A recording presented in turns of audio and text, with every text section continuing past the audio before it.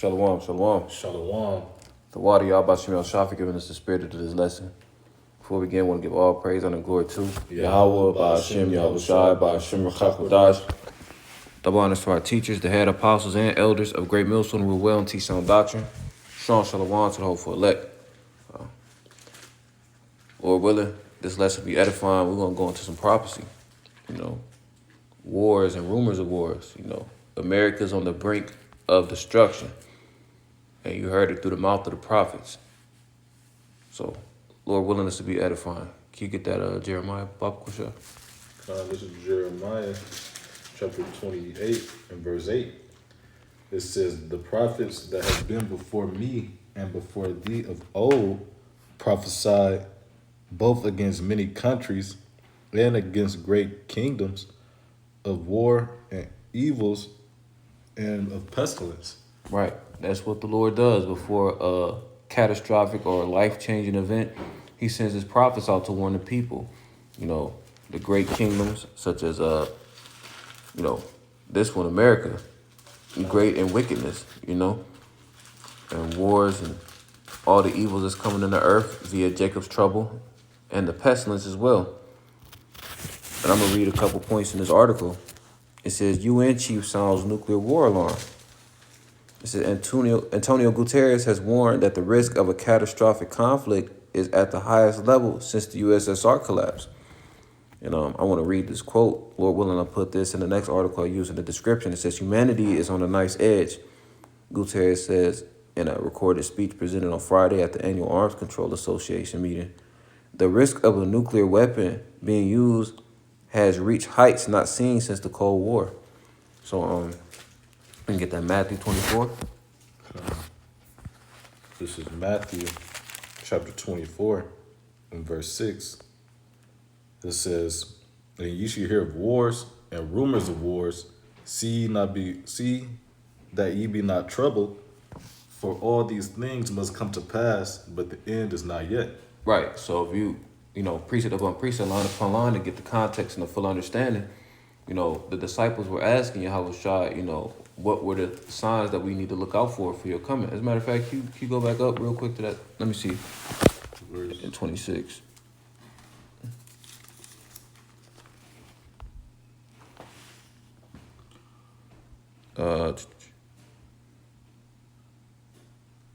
Yeah, we can start from the top real quick. This is breeze through 1 through 4.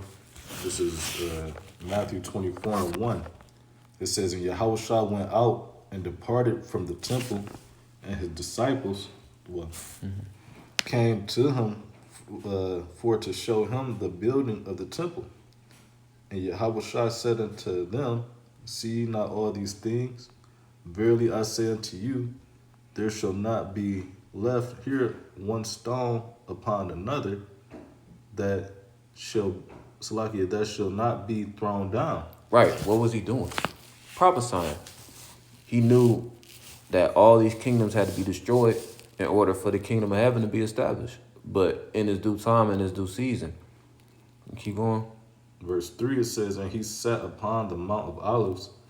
The disciples came unto him privately, saying, tell us, when shall all these things be, and what shall be the sign of thy coming and of the end of the world? Right. So you got to put yourself in the mindset of those prophets. You're like, hey, Lord, when you said all this was finna go down, when?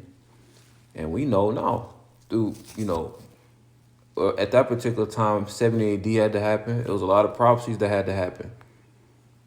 But now we hear prophesying about the downfall of this last kingdom, And now we use this along with 2nd Ezra 9 to gauge how close that. Let's go. But let me finish my statement real quick. We use these chapters and the news articles to gauge exactly how close we are to the end.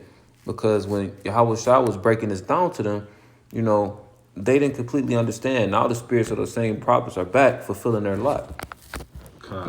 This is 2nd Ezra 9 and 1. It says, he answered me then and said, measure thou the time diligently in itself. And how you measure the time? Or you go by the prophecies that the prophets brought out during the times that the Lord gave them the visions, All right, and the times that's coming to pass, time had to play out for things to be revealed. Right. If I can add to you, and Habakkuk said he stood on his watchtower and watched what the Lord said. Wait, well, matter of fact, I don't want to butcher it. I'll grab that next. It says, and when thou seest part of the signs past, which I have told thee before, right? It says, which I have told thee before, all right, throughout all the prophets. All right, it says, verse 2, it says, then shalt thou understand that it is the very same time when the highest will begin to visit the world which he made. And we know he visited the world by the coming to pass of these prophecies. You know, as we were speaking earlier, a bird don't hit the ground unless the Lord sanction it. So for all these things to be moving in the motion that is set to be in, it's the Lord sanctioning, giving the okay for the angel to put the spirit on people, or to cause these acts for prophecy to come to pass. You know? That's right. And going back to this article real quick, it says, I actually know that's it. Wanted to get another precept. Get that Ezekiel 38. This is Ezekiel chapter 38. And where we at? 4. 4. It says, and I will turn thee back and put hooks in thy jaws. Right. That's talking about the Lord putting the spirit on the leader of Russia, which is Putin, to return to that Soviet spirit. Off camera, me and the brother did some research, and America and Russia have been, at odds since the Cold War. But the Lord didn't make these threats liable back then, you know what I'm saying? The Lord didn't allow shit to pop off because why? More prophecies had to come to pass. This is the Lord's movie. And certain events had to go through before the credits start rolling. Keep going.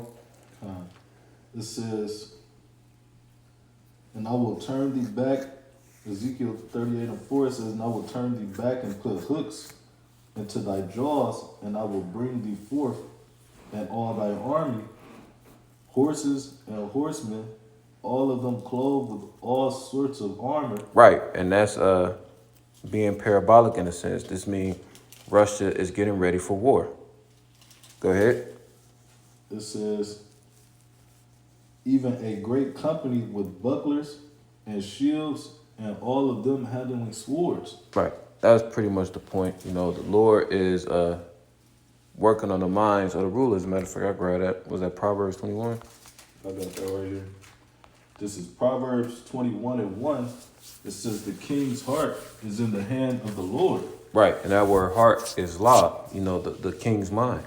So the Lord is controlling whether Vladimir Putin pushes that button or not, controlling the things that are said. Put the spirit on Gutierrez to say what he said. Can I interject? Go ahead. This is going back to the chapter Ezekiel 38. I'm going to go at 10. It says, thus saith the Lord power, it shall come to pass that at the same time things shall come into thy mind. All right, who's working on the minds? So just like the brothers going into the Proverbs 21:1, it's the Lord. All right, it says that at the same time shall things come into thy mind, and thou shalt think an evil thought. All right, what you think that evil thought is? All right, sending missiles over here to pelt America. All right, waging war. All right, like we started out in Matthew 24 and 6. All right, we went to 1, but the point was at 6. All right, there's rumors of wars going on.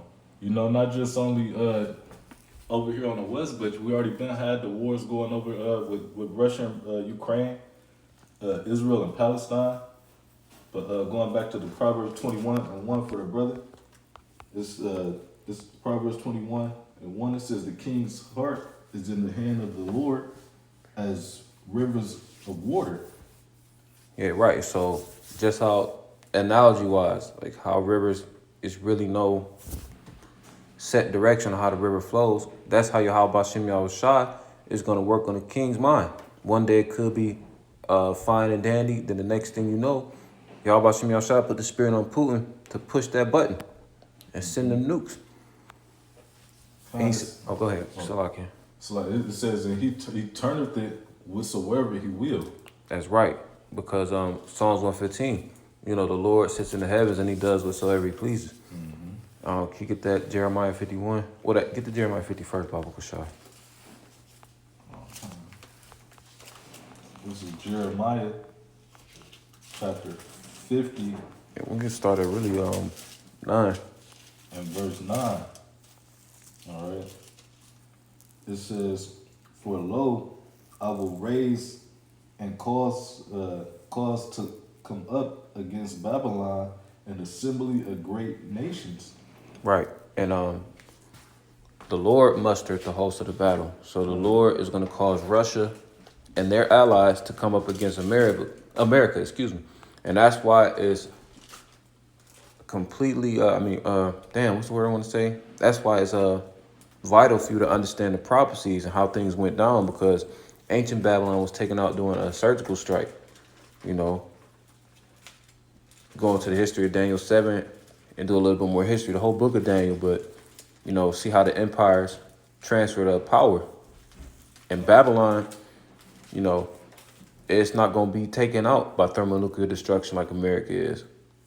And you only going to get that understanding if the Lord imparts you with that understanding. The scripture is full of deep, dark parables, but the Lord get an understanding to his prophets. And that north country is Russia. And we back that up with Ezekiel 38. We're going to back that up with another precept in Jeremiah 51. Keep going up. This is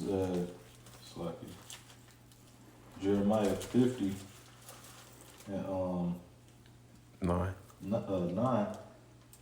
It says, "For lo, I will raise and cause to come up against Babylon an assembly of great nations from the north country." Right. The Lord is going to cause Russia and his allies to come up against America. Read. Right. Right. And also in Joel, it talks about how the weak is going to set down strong. A lot of them third world countries now getting high-grade nuclear missiles to come up against Babylon. Mm-hmm. All right, those are the allies. Especially got Iran, China. But reading on, it says, "From the north country, and they shall set themselves array against her. Mm-hmm. From thence she shall be taken. Their arrows shall be as of a mighty expert man." No, hold on. Going back, it says set themselves in array. That's battle formation, Mm-hmm. It says from thence she shall be taken. Their arrows shall be of a mighty expert man. So those arrows are the thermonuclear scriptures, When the prophets saw the visions, they related the best that they could. So you're not going to straight up see, America will be destroyed by missiles in the Bible. Go precept upon precept, line upon line, and you see what's going on in the news. Right. And the prophets are going to make these things plain upon tables. So who? So they may run and read it this. I quoted it like 3-4 times. I'm going to just grab it. You can break it down. Well, I want to speak on that. What we were just reading on, it said, set themselves in array against her. In the news, like the brother said, these things that's coming out. Russia battle warships, 4 of them, just got sent to Cuba. Also with a submarine tank that holds the nuclear missile. All right, that's setting yourselves up against a raid, because Cuba's only 10 hours on a boat or a warship from America. All right, so it's just Putin just putting things in array. All right, the Lord is putting that on his mind to do it. All right, but go ahead, Slack. No, you're good. This is Habakkuk 2:1. It says, "I will stand upon my watch and set me upon the tower, and will watch to see what he will say unto me, and what I shall answer when I'm reproved." So standing upon your watch, we have a spiritual vantage point. We have the eye salve. We're able to see clearly things that the normal eyes can't see. Lord gave us the wisdom, knowledge, and understanding to discern the times and the prophecies. Verse 2, "And the Lord answered me and said, write the vision and make it plain upon tables." Right. Right. All right. What's the vision? All right. These prophecies that the Lord sent out. All right, to select man, which in the scriptures called angels, which could also refer them to as messengers. all right, to give this vision and to make it plain upon tables, all right, which the only people that's going to be plain to is the elect. All right, and the table is going into your mind, you know.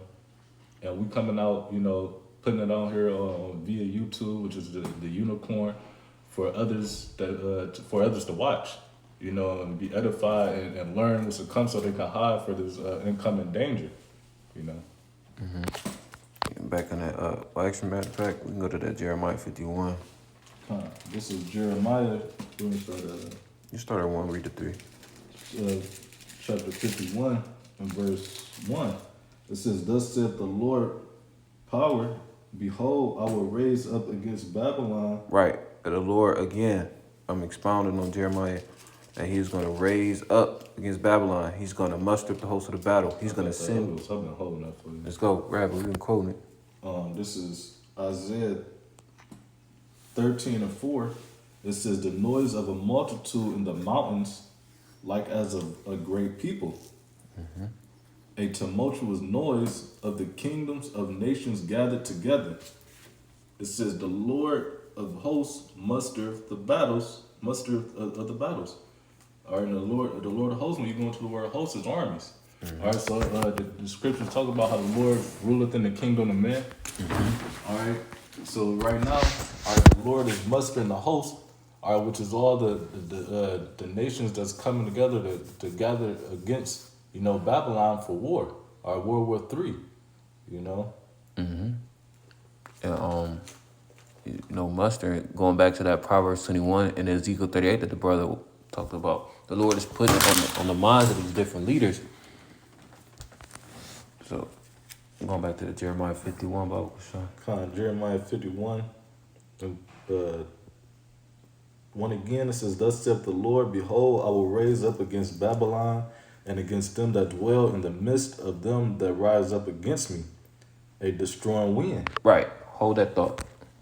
This is another article in RT News. It says U.S. tests nuclear missiles. It says the American military has announced it carried out 2 tests of intercontinental ballistic missiles over the past 3 days. And this article is today, June 7, 2024, the hopeful year of Jacob's trouble.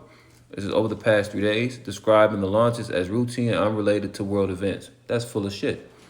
And the quote is, "This test launch is part of routine and periodic activities intended to demonstrate that the U.S. nuclear deterrent is safe." Right. There's no safer deterrent. I mean, there's no more effective deterrent than the threat of death. You know, for my Rick and Morty fans up there. But it says secure, reliable, and effective to deter 24th century threats and reassure our allies, the Air Force Global Strike Command said about Tuesday's launch. So again, we see right through that, because through the spirit and power, how about Shemin Shah, we had the ISOF. You don't buy a gun just to keep it in the safe. Right. You do not have that type of nuclear capability just to say, "I told you so." You eventually, these bitches gonna be used. This is Isaiah 54:16. It says, "Behold, I have created the smith that bloweth the coals in the fire." It says, "And that bringeth forth an instrument for his work." Right. That smith represents the modern day scientists, because the smith or artificer, what do? They specialize in making stuff, i.e. weapons. And you know, read that last part back. It says, "And that bringeth forth." Well, so I'm gonna read it again. That's the part I needed. Okay, It says, "And bringeth forth an instrument for his work." Right, and that instrument is the missiles. You know, the Spirit put the Lord on the Oppenheimers to you know, do that shit with the atoms and the splitting of the atoms to make the ICBM missiles that we have today, and the evolution of the missiles since then. Right. Yes. What you got is Russia leading charge with the strongest missiles, the Satan 1 and the Satan 2. You know, those missiles can wipe out states, man. All right, those missiles are going to be the ones, along with the other missiles, all right, being shot forth, is going to make this continent rock to and fro like a great drunkard, man. You know? That's right. Can you go back to that 51? This is Jeremiah 51:2. Well, I'm going to finish the part. It says, "A destroying wind." We know in Isaiah 14, it talks about that sweeping. You want to grab it? That's the Spirit.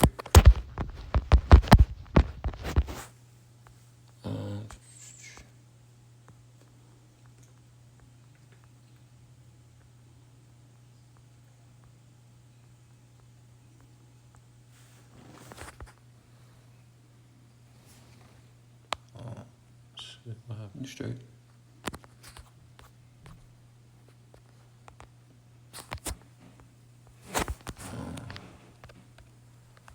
Oh shoot.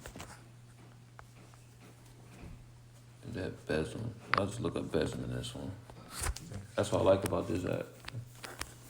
Look up scripts without losing place. Yeah, 23. I thought like 22. I was thinking that too. Should have trusted myself. Isaiah 14 and 23. It says, I will also make it a possession for the bittern. Right, and that possession, talking of what? A living inhabitants. All right. And that bittern is what? A bird? That it in this context is America. Mm-hmm. It says, I'll make, in the 23, it says, I'll make Babylon a desert place of owls. So, like the brother was saying, the bittern that goes into all the unclean desert creatures that will be dwelling in America. It says, in pools of water, and I'll sweep it with the besom of destruction. All right, which is that destroying wind. All right, that's gonna that's gonna be that blast. That's gonna be if you seen what is that movie? Damn, with Arnold. Sarah O'Connor, Yeah. with You know, Terminator. When the chick was holding the fence, that destroying wind was blew her skin off. Then you seeing her the eyes being melted. You know the scriptures talk about how your eyes and tongue shall consume away in the holes of your head, man. All right, that's gonna be the destroying wind. All right, the scriptures also talk about how all the elements shall melt with fervent heat. You know, that's gonna be the nuclear blast waves. Earth shall reel to and fro like a drunkard. Mm-hmm. You know, these are all scriptures pertaining to what? That nuclear destruction. The prophets received visions and instructions from the Lord and didn't necessarily know what it meant at the time. But now we, again, you're making it plain upon tables through the spirit of power, by Shemel Shah. Mm-hmm. Go back to this. Going back to Jeremiah 51 and 2, it says, and will send upon Babylon fanners, and they shall fan her, and shall empty her land. Right. So what do you do when you add a fan or air to oxygen? It increases it. So you know what I'm saying? What the Lord is about to do to this place, it's about to be crazy. It's about to be overkill. You can read more about it in Habakkuk 3rd chapter. We know it's going to be a lot of destruction because like the brother mentioned Satan 1 and Satan 2, you know, it's a lot of warheads that's going to contribute to the destruction as well. You know, Elder Ayathan went into Joel 2, Elder Bishop Ayathan, and was talking about the propulsion system and how, you know, the big, I don't want to misquote it, but basically a lot of the energy is taken to get the missile from point A to point B, but like the only thing that's really gonna make it to point B is those warheads. Mm-hmm. Because you talk about in 1 hour, so America be destroyed. Mm-hmm. You know.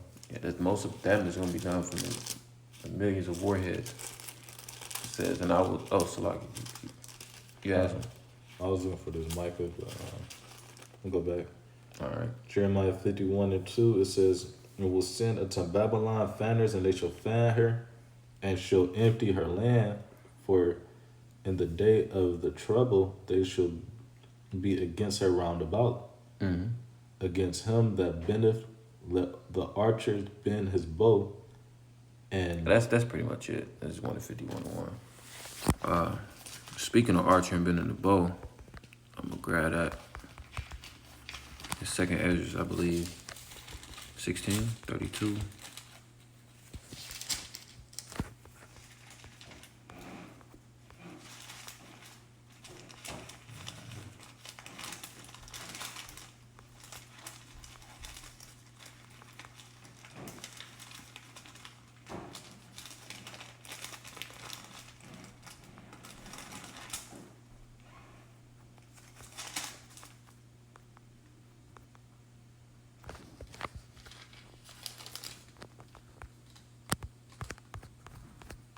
So like, yeah.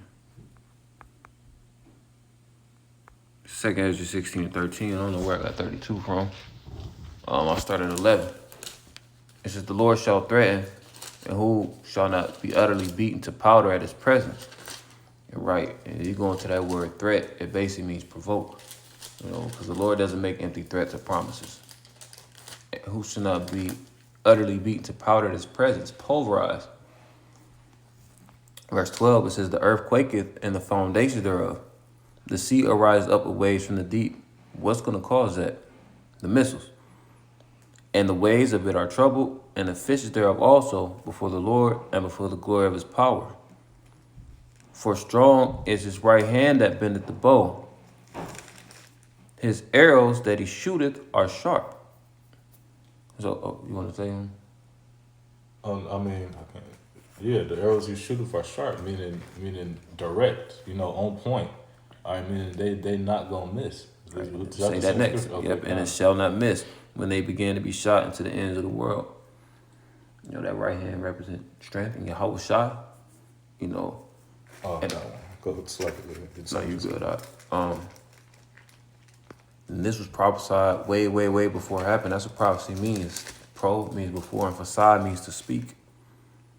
And once these plagues are initiated, there's no turning back. That's why the Lord gave us signs. And he used that same analogy when it comes to the birth. Like, the closer you get, the more symptoms you experience, At first, it was just a little bit of morning sickness. Now your stomach is growing, your ankles swollen, you know what I'm saying? You get those contractions, and then the worse the contractions get, the closer it is for the baby to arrive. Mm-hmm. That's the spirit. I might just keep reading. It says, behold, the plagues are sent and shall not return again until they come upon the earth. So there's no turning back.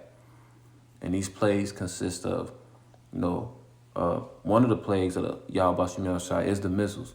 Another one is Jacob's trouble and the things that come with that, like the famine and all the evil turmoil and the pestilence. Verse 15, it says, the fire is kindled and shall not be put out till it consume the foundation of the earth.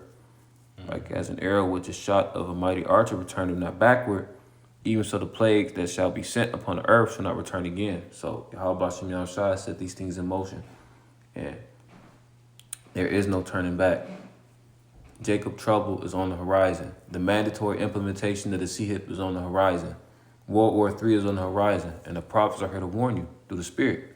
Go ahead. This is Job 20 and 24. It says, he shall flee from the iron weapon. All right, what's the iron weapon? We've been talking about, the missiles. All right, that's going to be shot from the mighty archers. It says, he shall flee from the iron weapon, and the bow of steel shall strike him through. Backing up that precept, it's not going to miss. It's going to strike this land straight through. All right, it's going to fuck up this whole continent, man. It ain't gonna be no running from this set destruction. Cause why? The Lord is in the midst of it. I believe that's Hebrew. Is it Hebrew? Let me see. I can't think of it right now. Hebrews 12 and 49. Talk about consuming fire. Yeah. Hebrews 12 and 29. Yeah, 29. The last verse. Yeah.